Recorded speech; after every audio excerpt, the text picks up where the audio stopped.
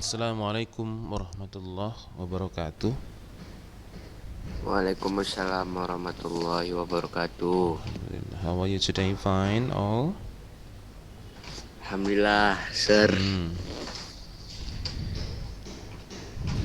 Good. Berapa orang udah kita hari ini?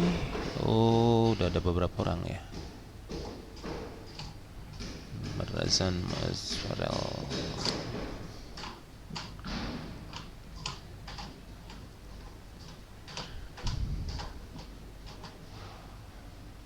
Oke.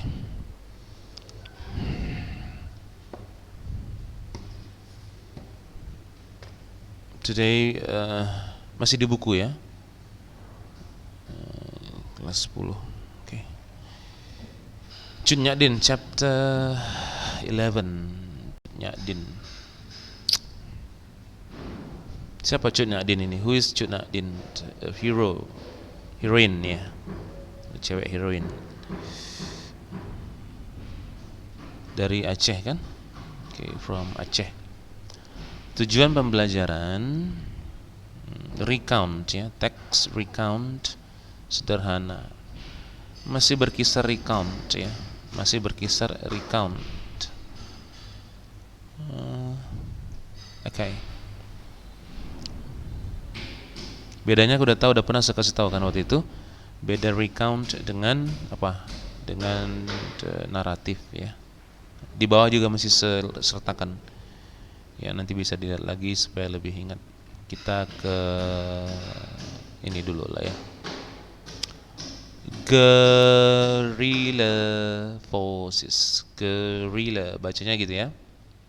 Guerrilla forces. Aristocratic.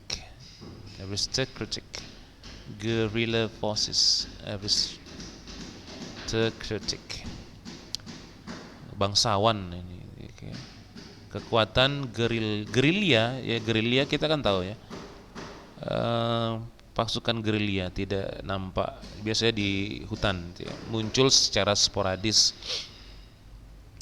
And then was renowned. Apa nih artinya? Terkenal kan? Terkenal pasif ya. Evacuate, mengevakuasi. Reclaim, claim, rebut. Aku klaim ya tanah itu ya, itu punya aku klaim, aku rebut yang itu. Cup, misalnya gitu ya. Diri artinya di reclaim, berarti direbut kembali itu dia. Declare, declare menyatakan. Surrender apa ini? Menyerah.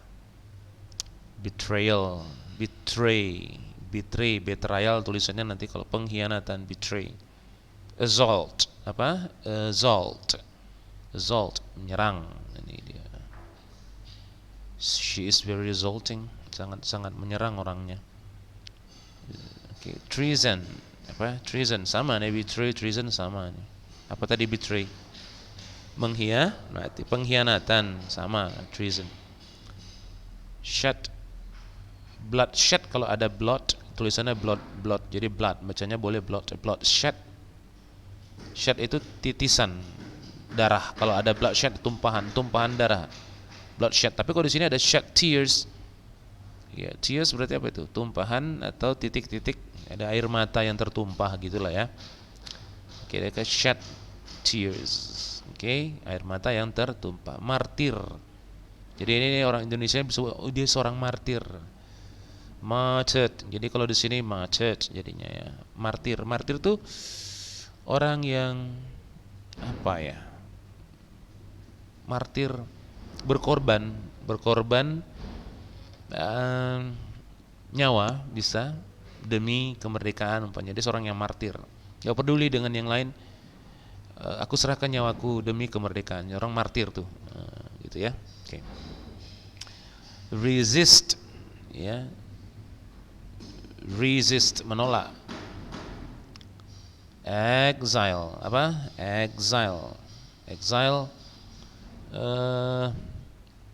mengasingkan ini ya. Exile mengasingkan atau pengasingan, exile. Oke. Cunyadin adalah seorang leader of the Chinese guerrilla forces. You have known the guerrilla during the Aceh War. She was born in Lampadang, 1848. Following the death of her husband Tuku Umar, she led guerrilla. Setelah Tengku Umar suaminya meninggal, dia melakukan aksi gerilya melawan Belanda selama 25 tahun. She was awarded the title of Indonesian National Hero on the 2nd, bacanya ya, the 2nd May 1964. Dikasih gelar pahlawan nasional oleh pemerintah Indonesia di tahun 64. Junadin terlahir into an Islamic. Jadi keluarganya keluarga bangsawan, lahirnya di situ di Aceh Besar. Ayahnya bernama Tuku Nanta Setia. Was a member of the ruling Uli Balang bangsawan ya. Jadi anggota bangsawan Uli Balang. Di sini ya. And her mother was also from jadi ibunya juga anggota dari keluarga bangsawan juga. Dia dididik agama and household matters, masalah-masalah rumah tangga. She was renowned for terkenal dengan beauty-nya. Jadi Junadin itu cantik. And many men proposed to marry her, dan banyak lelaki masa itu yang mencoba untuk mengajukan lamaran padanya untuk dinikahi. Finally she married, akhirnya dia menikahi siapa? Teku Cik Ibrahim Lamna. Ini yang suami pertama ya. The son of an aristocratic family. Jadi seorang anak bangsawan juga when she was 12, di usia 12 tahun. 1873, 26 Maret, Belanda mendeklarasikan perang pada Aceh itu ya. Di November ini, during the second Aceh expedition, the Dutch kembali berhasil menangkap mukim ke-6 di 1873. Kemudian diikuti oleh by the Sultan's Palace di 1874. 1875, Junadin dan her baby along with other mothers were evacuated, dievakuasi ya, babynya juga sama ibu-ibu anggota keluarga yang lain ini ya, dievakuasi ke tempat yang lebih aman. Sementara her husband Ibrahim Lamna fought to reclaim, bertempur ya, berjuang untuk merebut kembali mukim ke-6. Lamna suaminya ternyata meninggal dalam aksi tersebut pada tahun sekian 1878. Mendengar ini Junadin marah, enraged and swore to destroy the Dutch, dan bersumpah untuk melawan Belanda gitulah ya. Beberapa waktu kemudian Tuku Umar mengajukan lamaran pernikahan padanya, learning that Tuku Umar would allow her to fight. Jadi karena tahu bahwasanya Tuku Umar akan mengizinkannya untuk berjuang, maka dia menerima lamaran Tuku Umar. Mereka menikah tahun ini. This greatly boosted the morale of Aceh armies. Jadi akhirnya karena keteguhan mereka berdua ini ingin sama-sama bertempur, suami istri ini, akhirnya boosted itu memicu moral pasukan-pasukan Aceh in their fight against Dutch gitu ya, untuk melawan Belanda, terpicu gitu. Tuku Umar and Junadin had a daughter, namanya siapa? Anak perempuannya Cut Gambang. The war continued and the Acehnese declared holy war against the Dutch and were engaged in guerrilla warfare ya. Mereka lalu tetap bergerilya. Karena tidak ada dukungan persenjataan mungkin dan lain-lain, Tuku Umar menyerah pada Belanda di tahun ini bersama dengan 250 para pejuang pengikutnya. Kemudian tentara Belanda menyambutnya dan menunjuknya sebagai komander, memberinya gelar Tuku Umar Johan Pahlawan. Belanda ini begitu licik ya. Begitupun Tuku Umar rupanya diam-diam berencana untuk berkhianat pada Belanda gitu ya. 2 tahun kemudian Tuku Umar merencanakan menyerang Aceh, tapi malahan meninggalkan its troops. Jadi malah lari dari tentara Belandanya itu ya, taking with them heavy equipment gitu ya. Jadi apa namanya, lari dari itu, oke. Kemudian membawa perlengkapan berat sambil membawa kemudian weapon, persenjataan dan amunisi punya Belanda tentunya, oke. Lari dari troops Belanda itu, and using these supplies to help, malah dia menolong orang-orang Aceh. Ini ada dicatat di sejarah Belanda, namanya Hetverat van Teku Umar, pengkhianatan Teku Umar. The Dutch General Johannes Benedictus van Hulst sent a spy to Aceh. Dikirimin Belanda lagi seorang spy mata-mata ke Aceh. Dan akhirnya Teku Umar terbunuh di situ during the battle. Okay, when the Dutch launch a surprise attack on him di Mulaboh ya. Okay, tiba-tiba setelah ada mata-mata dikirim, kemudian diserang secara tiba-tiba, meninggal dia di situ. When Cut Gambang cried over his death, ketika anaknya Cut Gambang tampak karena ayahnya meninggal tuh, dia menangis sejadi-jadinya ya. Melihat ini Cut Nyak marah dan malah menampar pipinya. Oke, ditampar anaknya. Oke, then she hugged her and said. Setelah ditampar, karena sayang tetap sama anak ya, mungkin mengasih pelajaran.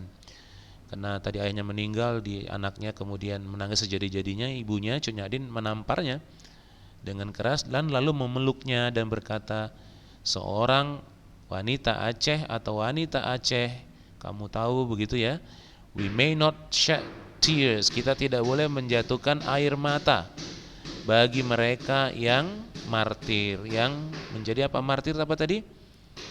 Apa kalau di sini yang berjuang ya, syuhada ya gitu ya, sebagai syuhada itu dia. Karena Islam kan begitu. After her husband died, setelah suaminya meninggal, Cut Nyak tetap menentang Belanda dengan kekuatan tentaranya yang sedikit walaupun sedikit, sampai kemudian kalah di tahun 1901. As the Dutch adapted their tactic, ya kembali lagi Dutch ini memang pintar, taktik dijalankan ya di situasi di Aceh. Furthermore, lagian kemudian Cut Nyak menderita nearsightedness, myopia ya, nearsightedness, nggak bisa nengok jauh, nah, gitu ya, from sinus, okay, and arthritis, okay, kemudian sakit tulang juga ini, ya, sakit tulang, and she got older, jadi ada matanya nggak bisa lihat jauh ini ya, kemudian menderita sakit tulang juga karena dia semakin tua. The number of her troops also decreasing, jadi jumlah pengikutnya, tentara juga jauh berkurang, dan mereka kemudian kekurangan juga banyak dukungan supply senjata, makanan, macam-macam untuk perang ya. One of her troops Panglot, one of her troops Panglaut ya, told that ini pengkhianat berarti ya, namanya Panglaut ini, dari tentara dia juga. Bilang sama Belanda lokasi daripada headquartersnya, lokasi daripada tempatnya Cut Nyak itu ya, di mana, di Butong Le Segu. Oke. Lalu kemudian Belanda menyerang dan menangkap Cut Nyak dan tentaranya tiba-tiba, karena selalu begitu ya, ada pengkhianatnya. Walaupun dengan gigih tetap melawan ya, tetap melawan balik dia, akhirnya dia tertangkap. Lalu kemudian anak perempuannya siapa tadi, Cut Gambang, lari, bisa melepaskan diri dan lari, dan tetap continue to resist, tetap melanjutkan perjuangan. Cut Nyak dibawa ke Banda Aceh, dan karena ada myopianya ini tadi penyakitnya, dan artisnya kemudian bisa sembuh, bisa berkurang lah ya, baik secara perlahan. Tapi pada akhirnya dia di-exile tadi, diasingkan ke Sumedang, West Jawa, karena Dutch khawatir dia bisa memobilisasi rakyat Aceh untuk melakukan resistance, perlawanan. Dia meninggal pada 1908 November tanggal 6. Jadi itu ceritanya ya. Oke. Nah, text structure-nya tadi recount text ya. Tujuannya adalah ini. Di sini ada tugas sebenarnya, tapi nanti sejawab aja sendiri di sini di bawah sudah ada ya. Karena yang paling penting pemahaman ya. Ada paragrafnya introductory, purpose-nya tujuannya apa tuh, detailnya bagaimana. Contoh di supporting bab 3. Jadi ada pendahuluan, ada supporting paragrafnya, ada supporting paragraf 2-nya, supporting paragraf 3 dan selanjutnya semana penting baru diakhiri dengan apa? Conclusion. Ya kan gitu kan? Nah, kita lihat di sini. Jadi ada introductory paragraph ya, start dulu dia, purpose untuk recount by jelaskan siapa cunya. Detailnya di sini jelasin di paragraf 1.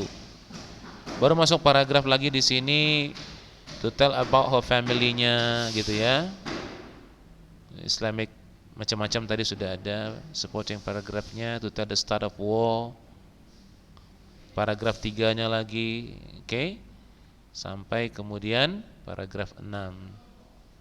Terakhir di konklusi, concluding paragraph, to conclude the recount by telling the end of. Nah, ini dia. Akhirnya dia singkan kan ke ini, diakhiri dengan itu. Jadi generic structure-nya ada introduction, baru paragraf 1, paragraf the supporting ya. Supporting itu apa? Mendukung ya. Mendukung mana? Mendukung ke atas ini introductory paragraph. Nah, itu dia. Jadi ini text recount ya. Oke. Text recount.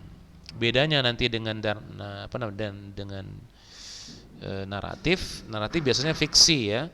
Ada konflik nanti di situ antara satu karakter dengan karakter lain. Baru kemudian mereka berusaha menyelesaikannya sendiri gitu ya. Baru di end-nya bagaimana. Itu biasanya untuk naratif. Dan tujuannya menghibur. Kalau recount kisah nyata umumnya seperti itu ya, ada sequence, ada urutan-urutan kejadian. Tapi seada konflik juga tuh di Cut Nyak Dien. Bukan begitu maksudnya, lain itu konfliknya. Ya, lain seperti ini karena sejarah lain gitu. Memang ada konflik tapi tidak diselesaikan seperti di naratif lain gitu ya. Oke. Ini coba bisa dikerjakan.